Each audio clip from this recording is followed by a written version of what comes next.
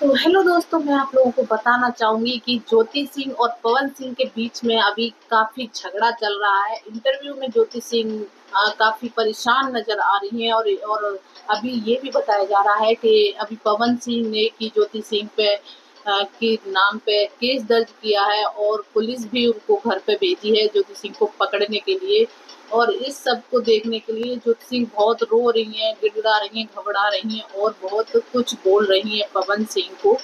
और उन्हें ये भी बोला गया है कि क्या आपके साथ कि मतलब इतना उन्हें इतना प्रताड़ित किया जा रहा है, इतना प्रताड़ित किया जा रहा है कि जहाँ तक कि वो ये तक सोच रही है कि काश मैं कुछ अपने लिए ऐसा कुछ कदम उठा लूं कि जिससे कि अब पवन सिंह का ये दुख झेला नहीं जा रहा है उनसे। उन्होंने काफी अपने आप को खत्म करने की भी कोशिश करी है और ये सोचती हैं कि काश वो दिन आ जाए कि मैं इस दुनिया से चली जाऊं। और जब इंटरव्यू में उन्होंने पूछा गया कि इतना इतना प्रताड़ित, इतना मतलब इतना दुख क्यों, इतना दुख क्यों, कि ये बंदा उन्होंने ये उनका ये कहना है उन पवन सिंह की पत्नी का कि ये बंदा बहुत ही खराब है, ये बंदा बिल्कुल ही मतलब एकदम से वो है। और अगर ये इतना ही अच्छा होता, कहने मतलब ये अगर ये इतना ही अच्छा होता तो इतना ही अच्छा होता तो पहली बीवी जो उनकी अब इस दुनिया में नहीं रही है वो क्यों चली गई और किस लिए चली गई थी। इस वजह से इस वजह से उन्होंने ये इंटरव्यू वालों से ये भी बोला है कि आप प्लीज अगर हमें जरा सा भी आप वो करना चाहते हो तो आप नीलम यानी कि उनकी पहली बीवी के घर वालों से इंटरव्यू लीजिए और उन्हें कसम खिला के सच्चाई पूछिए, क्योंकि जो सच्चाई जो उनके घर वालों को सच्चाई पता है वो कहीं ना कहीं ज्योति सिंह को भी पता है। और इसलिए वो बहुत ज्यादा परेशान है। मेरा कहने का मतलब ये सब नहीं है, मैं ये सब को साइड में रखती हूँ कि पवन सिंह के अंदर पवन सिंह या ज्योति सिंह ये सब मैं किस लिए कह रही हूँ, ये सब मैं इसलिए कह रही हूँ कि लोगों का रिश्ता ईगो को लेके इतना हद तक गिर जाते हैं, इतना हद तक गिर जाते हैं कि वो अपने सगे इंसान को भी भूल जाते हैं। जैसे कि लोगों के पास अगर पैसा हो जाए तो वो खुद खुद को भूल जाते हैं, लोगों के की एक सेल्फ रिस्पेक्ट बढ़ जाए तो वो अपने लोगों को भूल जाते हैं। और वो अगर जिस जिस स्तर पे उनके पहले जो जीवन साथी मिला हुआ होता है और वहां से लेके वो उस लेवल पे चल रहा है इंसान तो ठीक है, उस बंदे को सपोर्ट करेंगे। अगर वो थोड़ा ऊपर चला गया, अगला बंदा को थोड़ा ऊपर चला गया और जो सामने वाला बंदा थोड़ा नीचे रह गया तो वो ऊपर वाला ये नहीं देखेगा कि ये मेरी बीवी है या मेरा पति है या कुछ मतलब उनको इतना ईगो हो जाता है कि वो अपने प्यार और रिश्ते को सबको भूल जाते हैं। कहने का मतलब ये है, करवा चौथ आ रही है तो इसका मतलब ये नहीं व्रत ही सब कुछ होता है। अपने रिश्ते को संभालिए, अपने अपने संबंधों को समझिए।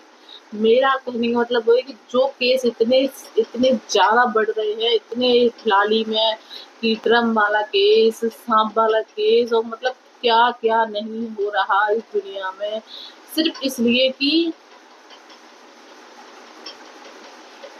प्रेम, प्यार और ईगो, ये सब की वजह से।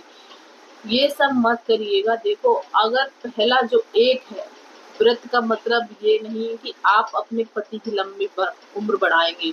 जो भगवान ने उम्र लिख दी है उससे ना कोई बढ़ा सकता है ना कोई घटा सकता है। बढ़ा वही सकता है जो एक का ही हो। सावित्री, सत्यवान सावित्री की कहानी सुनी होगी आप लोगों ने।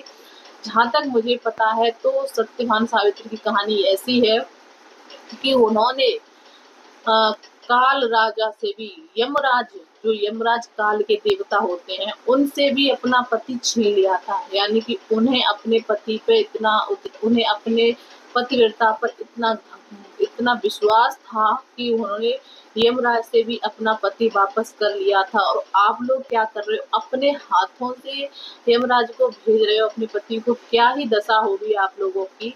और जो पतियों से भी मैं कहना चाहूंगी, अगर आपने एक के साथ बंधन बांध लिए हैं तो आप एक के साथ ही बने रहिए।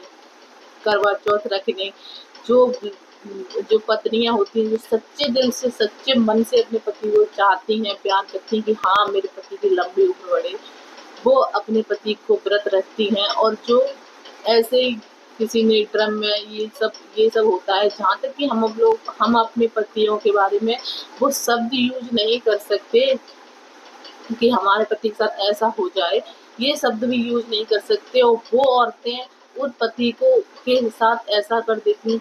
किस टाइप की होती हैं वो औरतें, कहने का मतलब ये है, अपने संबंध में अपने उस पे रहिए, ये नहीं इधर उधर नहीं, अपने रिश्ते पे कायम रहिए, अपने संबंध पे कायम रहिए और अपने बाहर दूसरों की मतलब बातों में बहकावे मत आइएगा।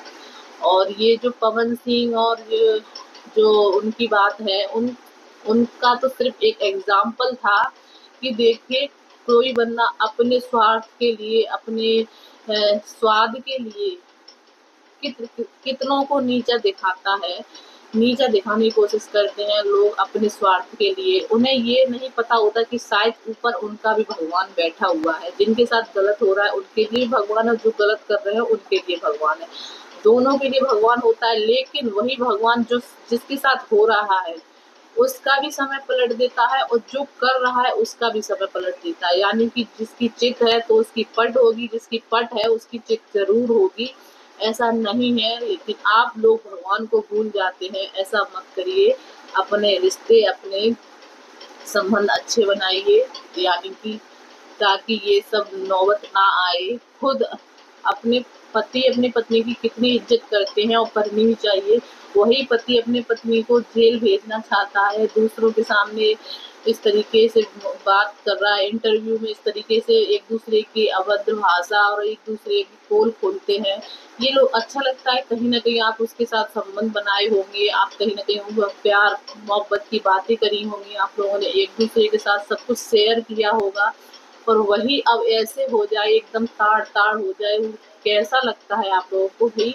ये सब मत करिएगा। मैं आप सबसे यही रिक्वेस्ट करती हूँ कि आप लोग अपने रिश्तों में प्यार और मोहब्बत से रहिए, बढ़ाइए, यानी ना कि इधर उधर की बातों में आके अपने रिश्ते को ईगो के चक्कर में नीचा दिखाने की कोशिश करें, ऐसा कुछ भी मत करिएगा।